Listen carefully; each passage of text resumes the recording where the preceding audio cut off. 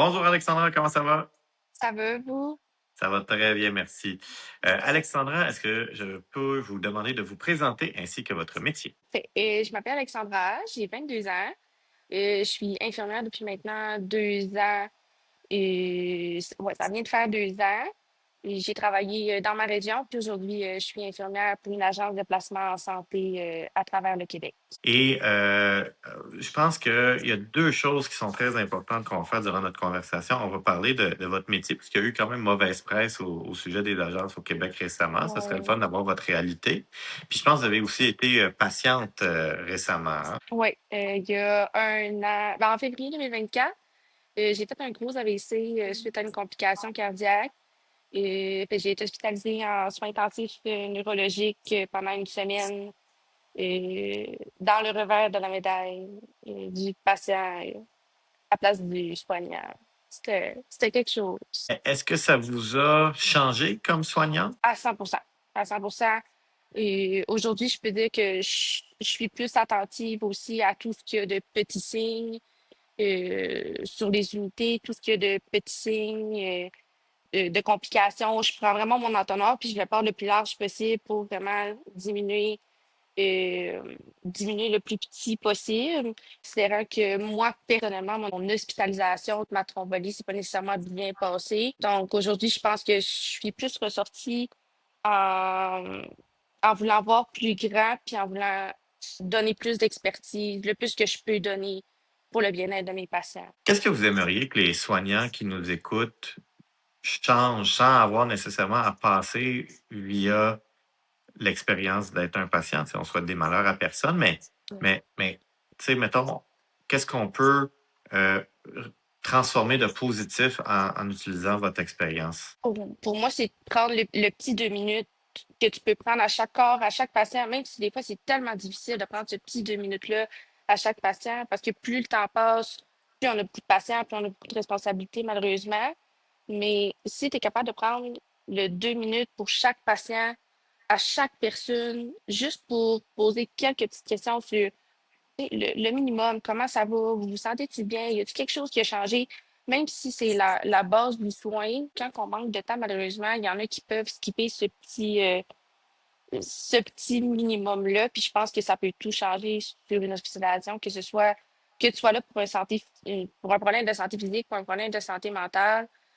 Si tu questionnes pour un des deux, je pense que toute l'hospitalisation de la personne peut changer, là. Puis là, revenons un peu à ce que vous faites comme métier, là, donc infirmière, avec la particularité d'être au sein d'une agence. C'est quoi les responsabilités quotidiennes? À quoi ça ressemble être travailler dans ce domaine-là? Honnêtement, c'est la même chose que de travailler dans les régions non éloignées. C'est juste que moi, je choisis mes contrats, puis je m'en vais dépanner pendant... là, en ce moment, je suis partie pour 6 mois. Dans le fond, les responsabilités sont les mêmes. J'ai autant de patients que les autres, je fais autant de TSO que les autres, je fais autant de temps supplémentaire que les autres. C'est juste que moi, le pourquoi je suis partie en agence, c'est justement avec ma condition de santé. Je trouvais ça difficile de placer mes rendez-vous, placer mes consultations avec mes travailleuses sociales, placer mes rendez-vous avec ma physiothérapeute. Je trouvais ça dur de placer ça parce que des fois, t'es pogné en TSO, je peux pas partir, je peux pas rien faire, je peux pas. Faut que je déplace mon rendez-vous, puis déplacer tout le temps. Je trouve que ça joue beaucoup sur ma santé physique, ma santé mentale. Pour moi, partir en agence, c'était vraiment le move que qu'il fallait que je fasse pour continuer à apprécier à 100% ma profession, malheureusement. Pourquoi vous avez choisi cette profession-là? C'est pas évidemment l'agence, vous l'avez expliqué, mais en général, pourquoi vous avez choisi d'être infirmière? De base, ça part de pas tant loin que ça part. Moi, j'ai diplômé, j'ai commencé mon cours pendant la COVID. J'ai comme commencé dans le pire moment un peu, mais juste avant la COVID, le père de ma meilleure amie, c'était un infirmier. Ben, il était dans ce temps-là infirmier dans le Grand Nord. Et puis toute son autonomie, tout ce qui touchait, tout ce qu'il faisait en soi, c'est quelque chose qui m'a vraiment intéressée. Ça m'a tout le temps comme tourné dans la tête. De base, je voulais vraiment être policière, puis finalement, dans la minute, j'ai changé d'idée. Je me suis ennuyée dans la santé, je suis rentrée dans la COVID, puis honnêtement, aujourd'hui, je regrette pas mon choix. Est-ce qu'il y a des défis aussi à votre métier? Bien sûr, il va toujours en avoir, malheureusement. Je pense que c'est beaucoup les conditions de travail qui sont en ce moment un peu plus dures. Et, tu sais, on a énormément beaucoup de patients, la population est beaucoup vieillissante, et beaucoup de problèmes de santé mentale aussi. C'est de moins en moins tabou. Le monde va de plus en plus consulter. Fait que c'est. On dirait qu'il y a de plus en plus de patients pour de moins en moins d'infirmières. Fait que Hmm. malheureusement, on se retrouve avec beaucoup de patients à sa charge, puis on a de plus en plus de paperasse, de plus en plus de. Malheureusement, de moins en moins de personnes, fait de plus en plus de TSO, on est de plus en plus brûlés. Fait qu'on n'a pas le choix de faire beaucoup de temps supplémentaire. Je pense que c'est les gros inconvénients, mais au final, avec la gratitude que les patients nous apportent quand ils nous donnent des compliments, ils nous disent que nos soins sont bons, qu'on est vraiment bonne, qu'on est vraiment bon. Est-ce que je Ouais. changerais ça? Oui, malheureusement, mais ça rajoute un beau petit baume qui fait du bien puis qui me stimule à rentrer travailler pareil à tous les jours. Restons dans le positif. Qu'est-ce qui vous rend particulièrement fier de votre métier? Il y a beaucoup de choses quand même. T'sais, ce qui me rend fière, c'est d'arriver puis je sais que je vais faire une différence. Je sais que je vais faire une différence. Même si elle est petite, je vais faire une différence dans chaque chambre que je vais rentrer. Je vais prendre le temps, le plus que je peux avec chaque patient, même si je peux pas tout le temps donner tout mon temps, malheureusement.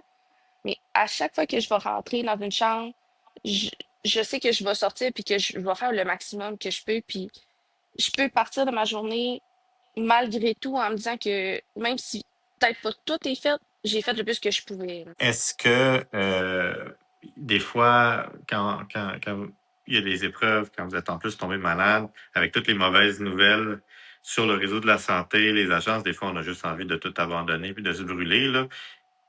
Qu'est-ce qui fait que vous êtes encore là, Alexandra? Beaucoup un peu pour la même chose, de toute la reconnaissance que ça m'apporte, toutes les connaissances que ça m'apporte et tout change tout le temps, à tous les jours.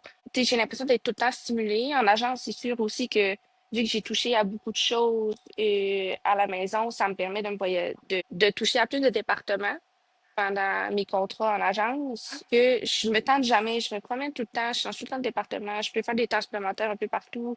Je me varie d'hôpital, et je varie mes pratiques, je varie mes, mes connaissances, parce que c'est pas tous les hôpitaux aussi qui marchent de la même manière. Pour moi, c'est toute la stimulation intellectuelle puis mentale que ça m'apporte. Oui, bien sûr, la reconnaissance, comme j'ai beaucoup la reconnaissance que ça m'apporte.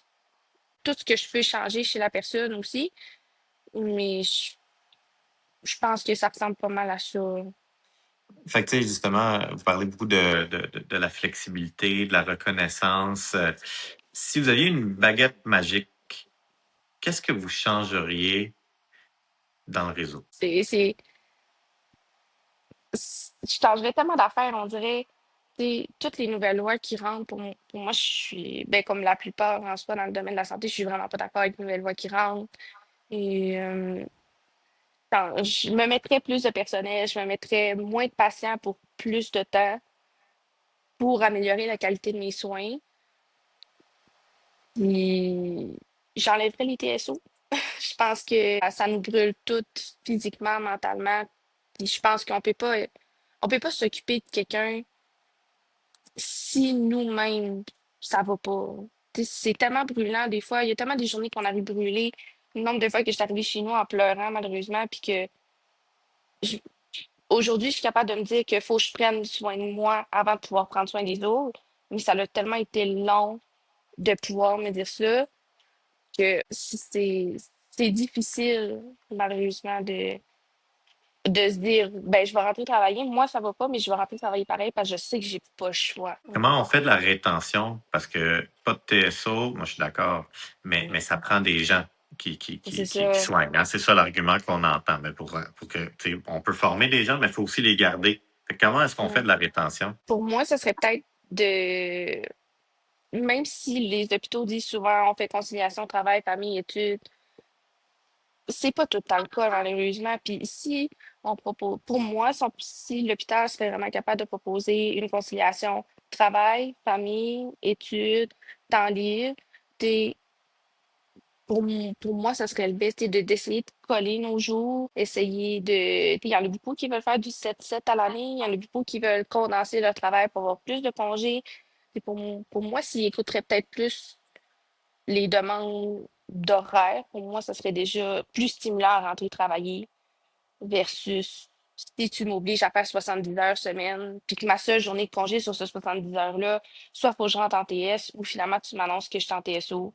C'est sûr que ça m'intéresse pas, malheureusement. Alexandra, j'ai envie de vous poser une dernière question avant de vous laisser le mot de la fin. Mais c'est qu'avec tout ce que vous avez traversé, est-ce que ça va bien aujourd'hui? Ça va mieux. Je suis capable de dire que ça va mieux. C'est sûr que là, ça va faire 2 ans. Fait que pour moi, puis j'ai encore des répercussions, malheureusement, physiques avec cet AVC-là. Puis j'ai encore de la misère beaucoup avec mon côté gauche. Je bave beaucoup. C'est un peu dégueulasse, mais je bave beaucoup. J'ai beaucoup de la misère des fois quand je suis vraiment fatiguée.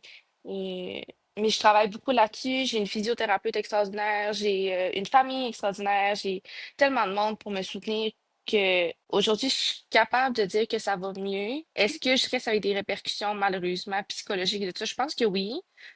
Mais aujourd'hui, je suis capable de rentrer travailler puis de savoir que aujourd'hui, ça va, je vais être capable à 100% de me donner pour mes patients versus si ça va pas, ben, je sais que il va peut-être falloir que je prenne du recul puis je connais ma capacité physique puis mentale aujourd'hui mieux que ce que je la connaissais il y a de cela quasiment 2 ans. Ben, Alexandra, moi, je vous trouve très courageuse. Les gens ne le savent pas, mais il y a quand même beaucoup d'omerta et de silence dans le réseau de la santé. Les gens n'aiment pas parler de leur bébite puis des choses qui vont pas bien parce qu'ils ont peur de se faire taper ses doigts puis ils pensent qu'ils sont tout seuls. Mm.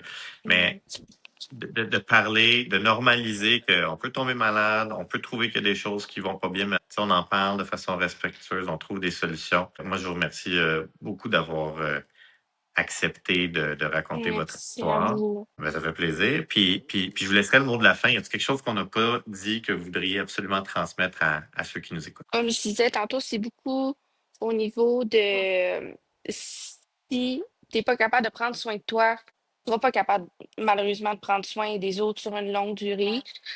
Prends soin de toi, fais attention à toi, prends du temps pour toi, puis je pense que tout va changer dans ta pratique. Tu penses pas à qu'est-ce que les autres vont penser de moi si ça va tellement plus qu'il faut que je me mette en arrêt. Et pense pas à qu'est-ce que les autres vont penser de moi si moi je vais consulter une psy. Et prends soin de toi, puis je vous jure, tout va changer. Si tu es capable de mettre tes limites, malgré qu'on est dans un domaine où est-ce que c'est difficile de les mettre, si tu es capable de mettre tes limites, pour moi, ça va tout changer. Des mots très sages. Merci infiniment, Alexandra. Merci à vous.